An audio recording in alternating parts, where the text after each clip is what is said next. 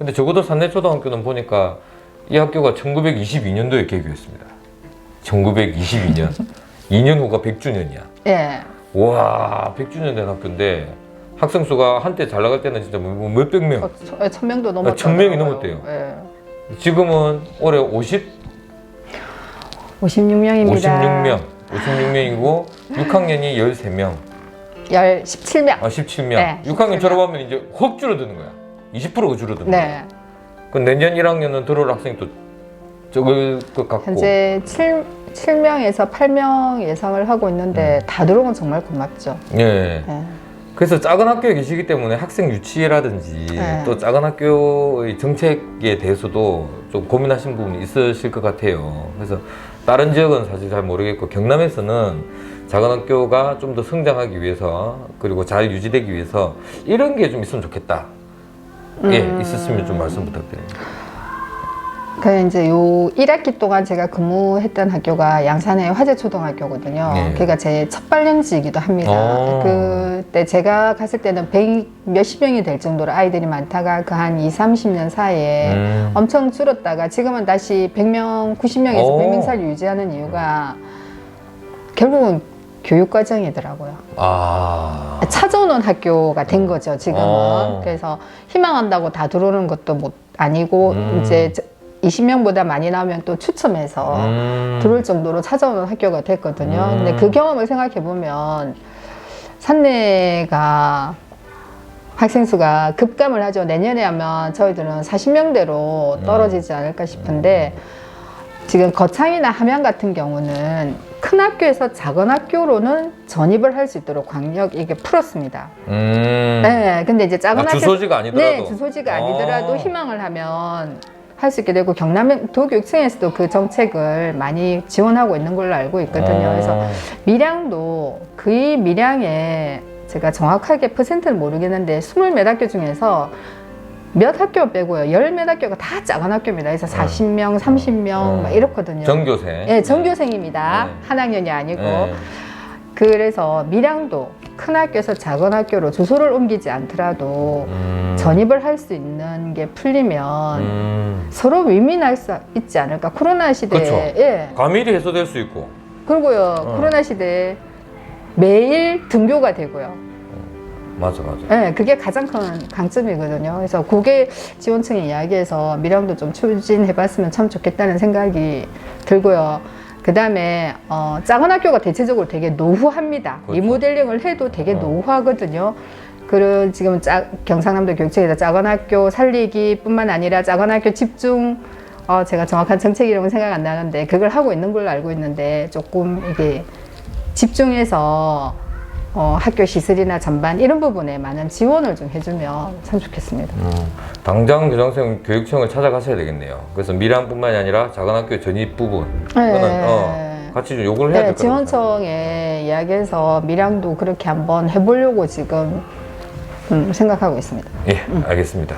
작은 학교로 전입하는 것에 대한 얘기를 지금 나누고 있는데요. 이게 밀양만의 문제는 아니거든요. 그쵸, 사실 경남에서도 도시라고 하면 창원 쪽, 진주 쪽 그런 대도시 그 양산 쪽, 김해 이 정도 말고는 거의 다 작은 학교입니다. 작은 학교이기 때문에 예전에 위장 전입을 얘기했던 것은 더 나은 학교로 가기 위한 불법적인 내용을 막기 위해서의 취지가 컸다면 이제는 작은 학교로 가는 게 윈윈이라고 방금 유승희 선생님이 말씀하신 이유가 과밀학급은 코로나 시대에 전교생이 등교할 수 없단 말이죠. 그렇죠. 네.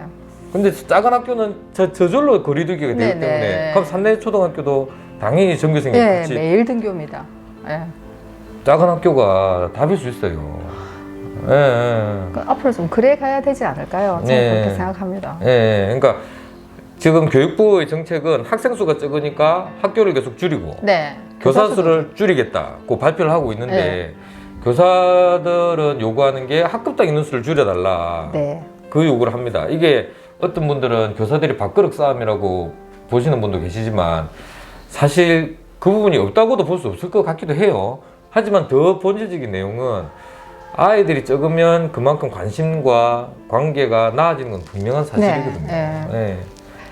이게 급당 인원이 많으면요, 저도 제 에너지가 있기 때문에 항상 아쉬운 부분이 있습니다. 그리고 큰 학교는 물론 그 가정에서 다 보살핌을 잘 받는 건 아니지만 그래도 좀 낫고요. 저는 원도심 지역을 좀 많이 다녔거든요. 왜냐하면 거기는 학교가 아이들에게는 전부의 공간이기 때문에 그런 곳을 다녔고, 그 이제 화재, 첫 발령지가 화재였다가 나왔지만 다시 제가 들어간 것도 처음과 마무리를 사실은 화재에서 해도 참 좋겠다. 그리고 제가 그 3년 동안 다니면서 혁신학교 이야기를 했을 때 그걸 실천하는 모습을 보이는 것도 저는 제 책임이라고 생각이 들었거든요. 그래서 들어가서 제가 뱉은 만큼 실천하는 모습도 보여줘야 되겠다는 생각이 들고, 근데 이제 산내를 와보니 산내는 화재하고 또 좀 다릅니다. 화재는 15분만 하면 도심에서 오는 거거든요. 아, 여기는 그렇군요. 마을이 또 이게 면지역이지만 6시 반 이래 되면 불이 다 꺼집니다.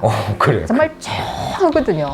그러면 결국 이 산내도 앞으로 어떻게 될지 보면 학교가요, 지역이 아직 우리나라는 학교가 지역에서 차지하는 위치가 엄청나게 큽니다. 특히 외곽 지역일수록. 네, 외곽 지역일수록요. 그러니까 이제 임고나 가인이 통폐합이 되면서 마을이 어떻게 이렇게 이거 뭐라고 표현하죠? 이렇게 활기를 잃는 걸 부모님들이 다 보셨거든요. 이게 산내는 역사가 오래되기 때문에 할머니, 할아버지도 여기 출신이고요. 부모님도 여기 출신이고, 그렇지. 아이들 3대가 여기를 다닙니다. 그러면 이 학교를 좀 지켜야 되지 않을까.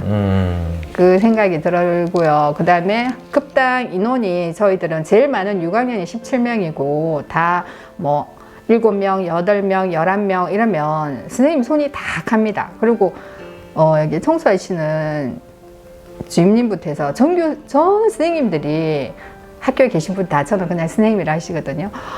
이 아이가 1학년 들어와서 6학년 자라갈 때까지 어떤 모습인지 다 알아요. 그 형편도 다 알고, 그래서 다 이름을 불러주고 뭐 밥 먹고 왔니? 이래주기도 하고, 뭐 어떨 때는 안아주기도 하시지만 자라는 모습이 큰 학교하고 다릅니다.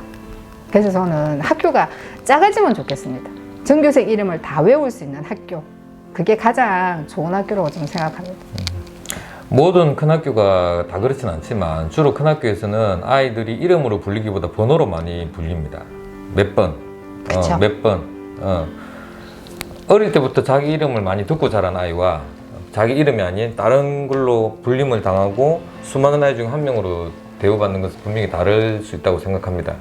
작은 학교의 존재 이유가 결국 아이들의 바른 성장이라고 그쵸. 본다면 작은 학교의 필요성이 분명히 있고요. 그래서 아까 선생님 말씀하신 것처럼 우선 작은 학교에서는 작은 학교에 맞는 교육과정을 계속 개발해서 네. 교육활동을 해야 되고, 그다음에 행정적으로는 작은 학교를 편입을 할 수 있거나 통합학군 이런 그쵸. 부분을 점점 확대해, 관여받고 뭐 이렇게 열어주면 예, 이런 거 좀 확대해 가야 된다고 봅니다. 박종훈 교육감님 보시면 긍정적으로 검토해 주시면 좋을 것 같아요. 학교는 작아야 된다고 저는 생각하고, 교육을 놓고 효율성을 안 따졌으면 좋겠습니다. 아, 중요한 얘기예요. 교육은 절대 효율성으로 갈 수 있는 게 아니거든요. 그래서 이 아이들이 20년 뒤에 어른이 되어서 대한민국의 사회인이 된다고 생각해 보면 그게 어떻게 효율성을 따집니까, 그렇죠? 그래서 작은 학교는 행정적으로 인력 낭비다라고 말을 하는데, 아이 한 명을 키우는데 온 마을이 필요하다는 그 말을 갖고 오지 않더라도 작은 학교, 그러니까는 그 행정 어떻게 하느냐? 뭐 제 생각에는 가운데 행정을 관할할 수 있는 지원청 같은 게 있고, 거기에 이렇게 방사선으로 거미줄처럼 작은 학교를 지원할 수 있는 역할이 되면, 네, 그러니까 뭐 땅이 비싸다. 저는 그것도 이제 좀 생각이 좀 바뀌었으면 좋겠어요. 학교는 가장 좋은 땅에 네, 운동장을 같이 공유할 수 있고, 그렇게 좀 작게 가면 참 좋겠다는. 마을과 같이. 네, 그래 갔으면 좋겠다는 생각. 주로 학교들은 산중턱, 공주부, 묘지터 이런 데 있었잖아. 그리고 맞아. 중심지도 땅이 작기 때문에 위로 4층 이렇게 막 하고 한 학년에 막 10학급 이렇게 되지 않습니까? 산내 6학급으로 보면 큰 학교의 한 학년보다 더 작거든요. 그러면 그 속에서 아이들은 그 익명성이 보장이 된다니까. 내가 누군지 모르니까 담임쌤 빼고는. 그래서 그건 좀 아니지 않나라는 생각도 많이 듭니다.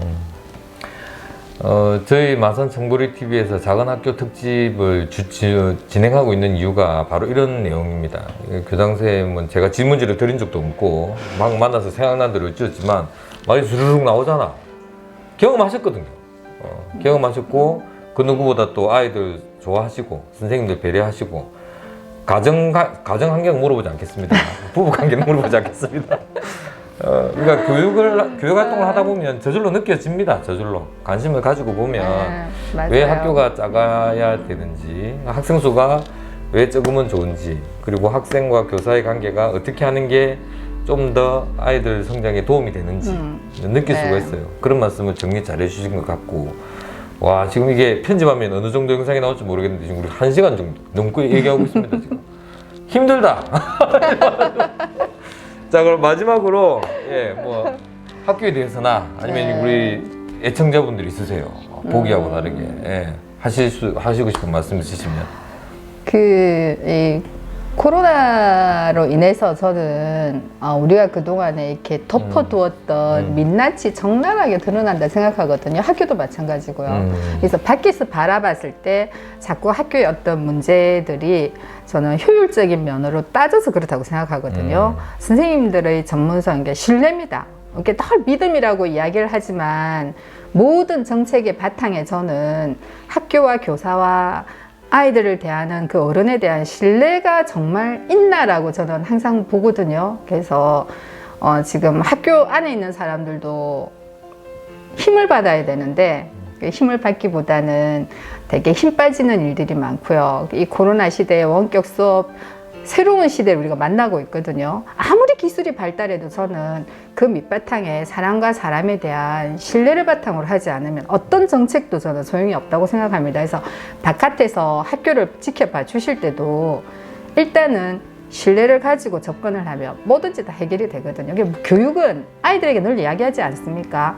사람과 사람 사이에 대면 만나서 교육을 해야 되고 그래야만 그게 아이들이 자라가는데 엄청난 큰 힘이 되기도 하는데, 저는 이 코로나 시대를 맞이해서 나는 사람과 사람 사이에 얼마만큼의 신뢰를 가지고 있나를 한번 돌아보면서 학교도 바라봐주면 좋겠습니다. 학교에 계시는 선생님들도 그런 신뢰를 회복할 수 있게 노력을 좀 우리가 같이 해나가야 된다고 생각합니다. 그래서 외부에서의 긍정적인 시선에 말씀하신 것처럼 코로나 때문에 학교 민낯이 다 드러났거든요. 다 드러났어요. 실제로. 이제 부모님들도 선생님들이 어떻게 가르치는지, 관계를 어떻게 하는지 다 보셨어요. 그래서 기대감이 높아졌냐?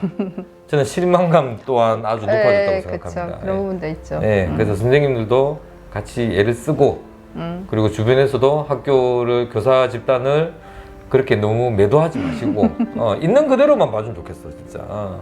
그러면 서로 윈윈 상생할 수 있다고 생각합니다. 오늘 귀한 시간 내주셔서 고맙고요. 아직 임기가 2달밖에 안 됐기 때문에 이 말로 끝날 수도 있어요. 제가 2년 후에 3년에 다시 한 번 더 오겠습니다. 네. 와가지고 이 방송을 보여주면서 얼마나 잘 지키고 그렇지. 있는지.